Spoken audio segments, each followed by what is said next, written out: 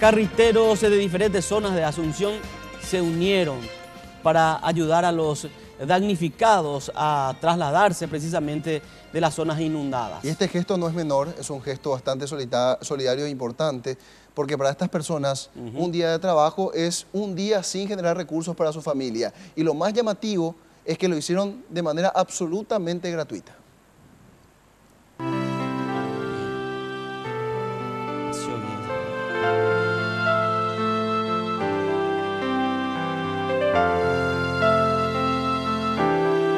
Un aspecto de ciudad fantasma y abandonada ofrece gran parte del Bañado Sur, ya que debido al rápido crecimiento del río, varias familias debieron trasladarse a otras zonas, dejando sus pertenencias atrás. De día y de noche y todo está subiendo el agua, no hay nada de paro del agua. ¿Pero hace cuánto que estaba usted sobre piso seco, digamos, y ahora ya está? Hasta ayer. Hasta ayer. Hasta ayer a la tarde. O sea, entre ayer a la tarde y hoy ya subió. Ya subió una buena cantidad. Y por lo menos de 50 centímetros cada.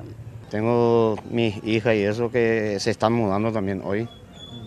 Y le estamos sacando, yo le estoy sacando en mi motocarga nomás. Ante esta situación, las asociaciones de carriteros de los diferentes bañados de la capital se unieron para ayudar a los damnificados. Son aproximadamente 20 las motocargas de Carcop que estarán trabajando de forma gratuita para sacar las pertenencias de las personas que se encuentren actualmente bajo agua. Poniendo a disposición todos los motocarros que tenemos a mano para hacer un trabajo solidario, a mudarle a los vecinos del barrio del que están quedando en el fondo sin poder salir, sin tener ningún dinero en poder pagar por el flete, y también además de solteras y señoras de tercera edad. El agua este miércoles en Bañado Sur llegó hasta el nivel de Antequera y 37 proyectadas, y se espera que el nivel del río siga creciendo, ya que se pronostican más lluvias.